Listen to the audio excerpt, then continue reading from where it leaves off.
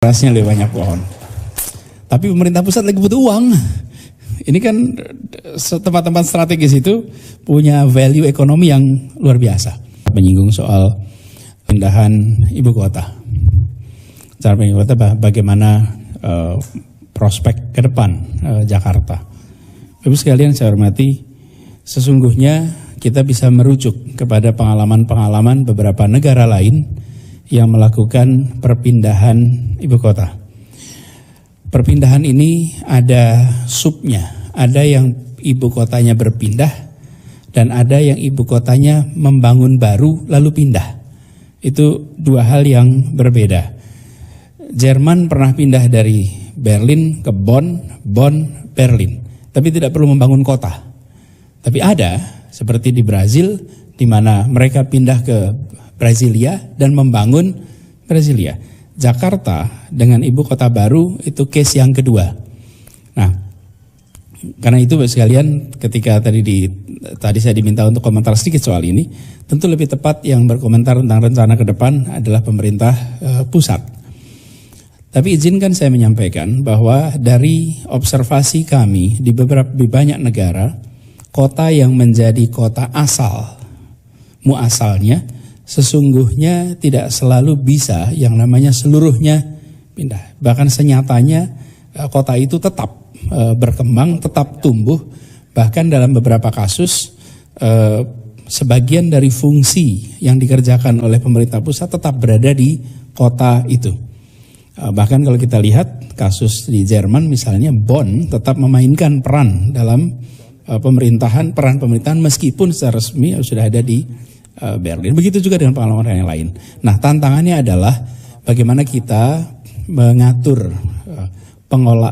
tata ruang, kemudian juga ruang-ruang yang ditinggalkan oleh pemerintah pusat. Nah, kemarin saya sampaikan, kita berharap sekali Jakarta punya ruang terbuka hijau lebih banyak.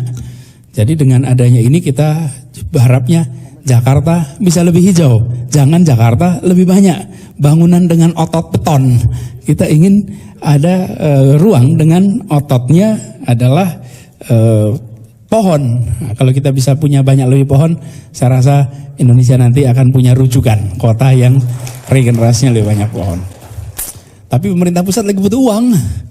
Ini kan tempat-tempat strategis itu punya value ekonomi yang luar biasa. Jadi Bapak sekalian itu sedikit komentar. Nah, Bapak sekalian saya hormati, saya di sini akan berbagi tentang apa yang kita kerjakan, kemudian apa rencana kita ke depan dan pendekatan apa yang akan kita gunakan.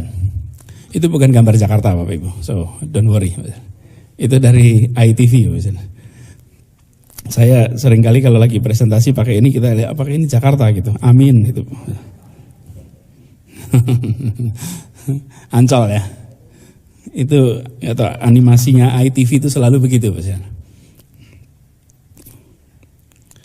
Oke, there we go. Saya sudah tidak perlu lagi mengungkapkan challenge Jakarta, Bapak Ibu tahu semua. Yang atas itu lingkungan, yang bawah itu sosial. Itu boleh saya minta ini aja, mic stand dengan wireless. Pakai itu ya.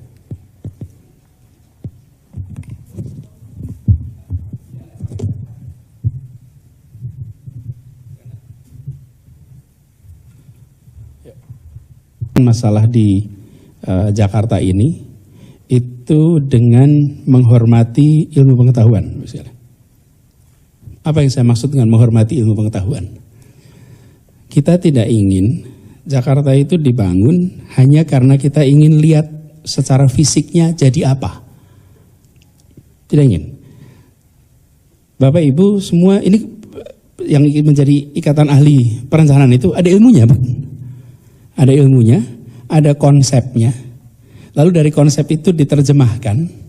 Kemudian kalau bahasa saya menggunakan narasinya, dari situ baru jadi karya. Kami tidak ingin langsung di ujung karya tanpa narasi, tanpa gagasan. Karena kalau langsung karya, nanti kita akan ketemu dengan problem-problem yang secara konseptual salah. Tapi kalau kita menempatkan ilmu pengetahuan sebagai akumulasi pengalaman, akumulasi pembelajaran, lalu kita menyusun rencana berdasarkan itu, maka insya Allah kita tidak ketemu problem yang secara konseptual itu problematik. Tapi kalau kita hanya langsung di aksi, problem sekalian. Saya beri contoh Jakarta. Kita ingin bangun transportasi publik di Jakarta. Lalu dibangunlah MRT, dibangunlah BRT, dibangunlah Transjakarta. Itu kita bangun semua. Tapi kita bangun dan DKI semua. Tapi kita tidak memasukkan yang secara konseptual itu key, yaitu integrasi. Dibangun sebagai karya sendiri-sendiri. MRT bikin sendiri, LRT bikin sendiri, BRT bikin sendiri, Transjakarta bikin sendiri. Tidak jauh dari sini Bapak sekalian, ini ada rute BRT ini. Jalan Layang sampai ke dekat Kejaksaan, kantor ASEAN. Itu contoh sempurna mengerjakan tanpa menggunakan conceptual framework. Apa contoh sempurnanya? MRT dibangun utara selatan, BRT dibangun barat timur, dan tidak nyambung Bapak Ibu. Oke? Sekarang bayangkan, kalau dari Lebak Bulus mau ke arah Gatot Subroto, sesungguhnya tempat itu menjadi simpul, bisa pindah dari MRT pindah ke BRT langsung ke timur, atau kalau dari sana mau ke Kebayoran Lama bisa pindah langsung. Kenapa? Karena satu dibangun, yang satu juga dibangun, tapi tidak menyambungkan bagaimana keduanya bisa terintegrasi. Naik tangganya itu 100 tangga lebih untuk sampai ke BRT. Akhirnya ditutup, stasiun tidak pernah dipakai sampai dengan sekarang. Nah, ini bukan kejadian pertama, bukan terakhir. Ini mau membangun Jakarta ini tidak hanya memikirkan bagaimana hasilnya di akhir periode gubernur. Itu yang sangat mengganggu dalam proses pembangunan di Republik ini. Karena kita ingin membuat hasil sebelum periode selesai. Efeknya long term mindset nggak hadir. Nah, saya merasa tanggung jawab terbesar itu justru adalah bagaimana secara konseptual benar, secara implementasi bertahap, nanti mau tidak mau sebagai proses politik harus ada pertanggungjawaban kepada publik. Tapi secara konseptual harus benar. Karena itu saya berharap Ibu sekalian dalam kesempatan kongres ini keterlibatan nantinya di dalam perencanaan kita ke depan. Tadi Bapak Ibu sudah cerita proses dengan masyarakat. Nah, dengan proses itu sekalian kita ingin root masalahnya diambil dan jangan ditinggalkan. Kalau tidak bekerja bersama kota, justru yang memutuskan itu kota. Ini ngomong soal kota, saya sampaikan di pemerintahan itu ada G20 Bapak Ibu. G20 itu dibuat untuk pertemuan 20 pemimpin dunia.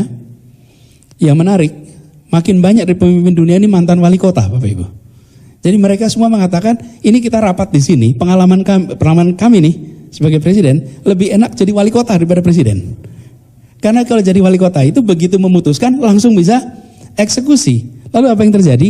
Para presiden ini, para gubernur mantan wali kota itu memutuskan bentuk namanya U20. Urban 20 yang diundang adalah para wali kota supaya mereka melaksanakan rapat kami gitu. Karena dalam prakteknya masalah lingkungan hidup kota, masalah kependudukan kota, masalah sosial kota, yang ambil keputusan wali kota. Keputusan lewat presiden, sehingga akhirnya mulai ini tahun kedua ada namanya U20. Nah, ini Bapak sekalian kita dorong karena kita berharap bisa membangun itu bersama-sama. Ini sebagai contoh Bapak sekalian. Ini sekarang kalau Bapak Ibu jalan ke Jalan Sudirman ketemu dengan halte-halte bis ini ada wayfinding sama signage yang dibuat di tempat-tempat itu. Signage dan wayfindingnya membuat kota ini terasa sebagai kota modern. Sebelumnya Bapak Ibu, kalau Bapak Ibu menjadi pendatang baru di Jakarta, berhenti di sebuah halte, Bapak Ibu tidak akan tahu rute apa saja yang lewat tempat itu. Kemudian kemana saja rute itu. Dan kalau kita tanya pada orang sebelah kita, belum tentu dia sudah lebih lama di Jakarta daripada kita. Terus otomatis gitu kita tahu? Tidaklah. Jadi kota ini disiapkan untuk orang berpengalaman di kota ini, Bapak. Kalau orang tidak punya pengalaman, turis, dead meat, nggak bisa kemana-mana. Saya ingat saya saya pindah ke Jakarta itu 2005. Saya kembali dari Amerika 2005. Saya bekerja, saya kemudian beli peta, biasanya disusun oleh orang Jerman itu. Beli peta, belum model begini nih. Beli peta, saya taruh di mobil. Saya jarang sekali tanya orang. Saya selalu percayanya pada peta. Dan sering ketemu jalan-jalan tikus berdasarkan peta. Kenapa saya tidak tanya orang? Ya karena itu, belum tentu dia lebih tahu daripada saya. Dari mana saya tahu dia lebih tahu Jakarta? Tadi saya ceritakan, transportasi di Jakarta, kata kuncinya adalah integrasi. Saya panggil semuanya sekarang, seluruh pengelola. Saya sampaikan kepada semua, kata kunci integrasi. Kalau tidak terintegrasi, maka itu bukan public transport yang baik. Harus terintegrasi. Lalu saya kumpulkan waktu itu 27 operator yang selama ini ada di Jakarta. Pertemuan dengan para operator itu dimulai dengan suasana yang amat panas. Salah satu dari sedikit pertemuan yang panasnya luar biasa. Saya seperti penangkal petir itu. Karena menampung akumulasi. Kenapa? Karena mereka merasa Pemprov itu menjadi regulator dan operator. Ada konflik of interest.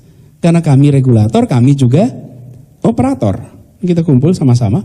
Dan katakan pada semua, tujuan kita membangun public transport yang bisa menjangkau 95% wilayah dan 95% penduduk. Dia terjangkau secara geografis tadi, terjangkau secara ekonomis, dia nyaman untuk digunakan dan terintegrasi. Kita mau kerjanya bersama-sama. Mudah bagi Pemprov menganggarkan uang untuk membeli armada baru. Dan armada baru itu lalu menjangkau semua tempat. Itu buat Jakarta piece of cake. Tapi kalau itu kita lakukan, 27 operator yang sudah membantu menyelesaikan masalah transportasi di Jakarta, mereka akan dead meat, habis itu. Dan kami sampaikan kepada semuanya, bahwa kami inginnya tumbuh semua. Anda tumbuh, kami tumbuh, public transport menjadi lebih baik. Dan kalau itu kita kerjakan dalam sebuah kolaborasi, maka Anda transparan, kami transparan, hitung sama-sama. Sehingga kolaborasi ini bukan kolaborasi sebatas ide, tapi kolaborasi di sisi action, pembiayaannya pun bersama.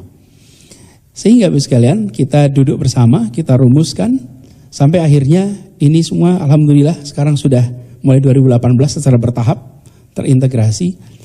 Dan begitu ini terintegrasi, maka penumpang, kita menyebutnya sistemnya Jaklingko, di mana satu kendaraan lain penumpang bisa pindah dalam durasi waktu 3 jam. Apa yang terjadi, Bapak sekalian? Sebuah pelayanan transportasi umum yang lebih baik. Jadi bagi yang Bapak sekalian di sini yang belum biasa mencoba kendaraan umum, saya anjurkan untuk mulai mencoba. Karena biasanya yang senior-senior ini ingatnya kendaraan umum zaman Maya Sari Bakti dulu itu. Itu kelihatan baru lulus ke Jakarta, mulainya Maya Sari Bakti numpang tempat siapa gitu. Memorinya itu adalah base zaman itu gitu. Yang rebutan macam-macam. Sekarang alhamdulillah we are upgrading our system. Dan kalau nyebutnya Maya Sari Bakti berarti you are a bit previous generation lah, kalau nggak mau dibilang old generation. Cuman saya jamin ini nggak ada di sosmed, Bu. Kalau dia sosial media nggak ketemu yang ini. Ini adanya di dalam forum presentasi begini.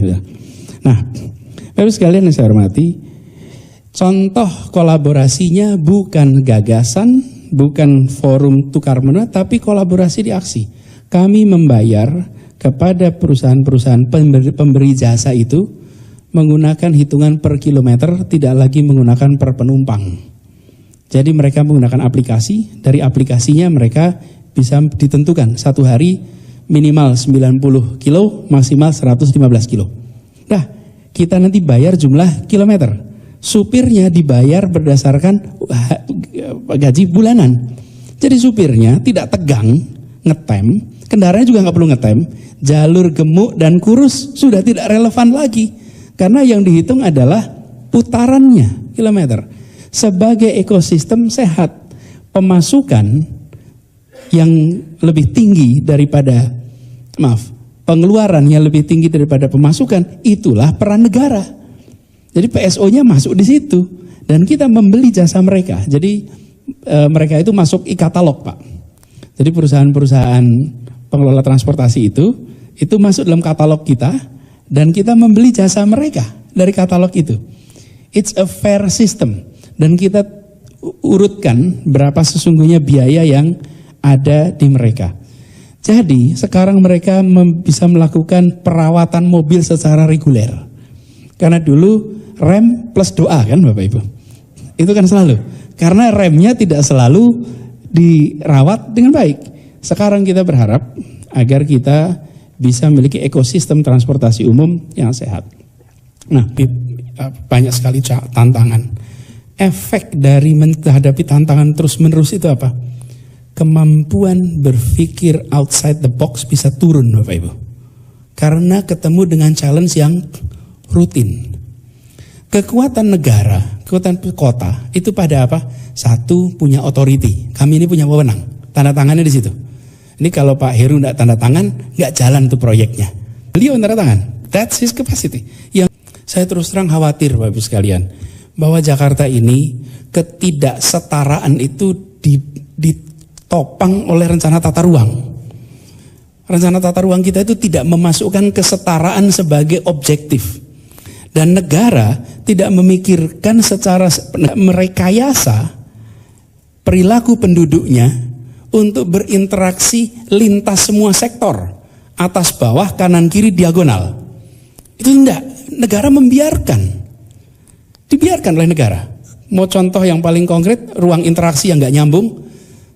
Bapak sekalian datang ke sekitar Bundaran HI. Ada namanya Plaza Indonesia, ada namanya Grand Indonesia, ada yang Tamrin City. Itu yang datang ke Tamrin City jamin nggak ke Grand Indonesia, Bapak Ibu. Oke? Yang ke Grand Indonesia saya jamin nggak masuk Tamrin City, Bapak Ibu. Itu berjejer, Bapak Ibu. Berjejer. Kita tidak membayangkan ini sebagai ruang ketiga berinteraksi. Yang ke mall kira-kira tidak jalan ke Monas, Bapak Ibu. Tidak jalan ke Ragunan, Bapak Ibu. Yang ke Ancol hampir pasti bukan yang jalan-jalan di Plaza Indonesia, Bapak Ibu. Ini kita lihat di Jakarta, saya mengamati, ini tidak bisa negara, pemerintah membiarkan ruang ketiga diputuskan oleh pasar. Pasar memutuskan ruang ketiga.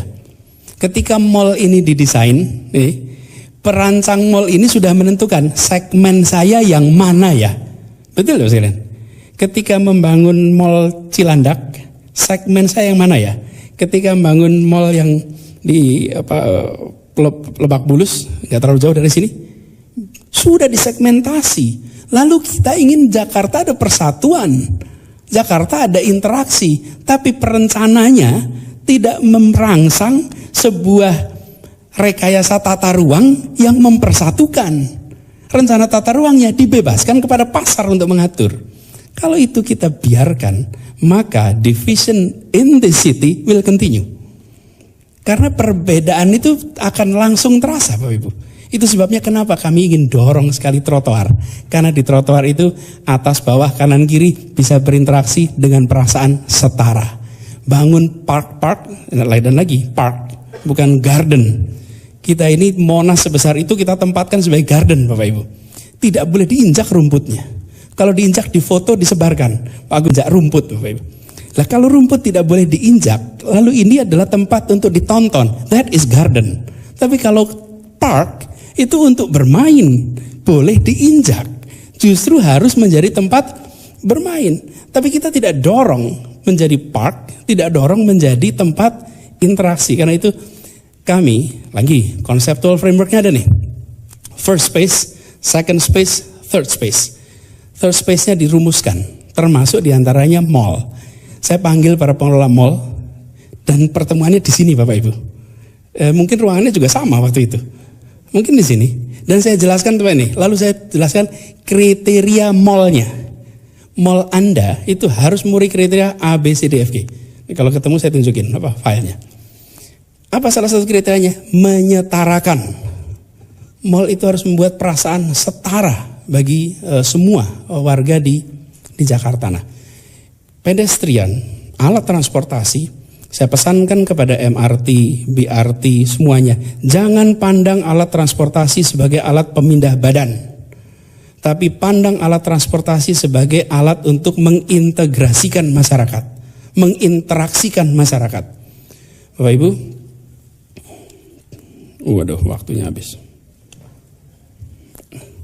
Lagi seru nih saya. Gini, sampai mana tadi? Interaksi. Bapak Ibu sekalian, alat transportasi berkelas. Berkelas itu maksudnya premium baik, itu hampir selalu berkelas secara struktur. Bapak Ibu naik pesawat ada bisnis, ada ekonomi, betul sekalian. Sampai di ruang tunggu ada executive lounge, ada semi executive lounge, dan ada no lounge, Bapak Ibu. Oke, itu kan ruang ketiga yang dibagi-bagi, bukan? Dibaginya berdasarkan apa? Ya kemampuan gesek, bukan? Itu ada. Nah, saya pesankan pada MRT, BRT, tidak boleh orang masuk MRT ada perasaan saya atas, saya bawah.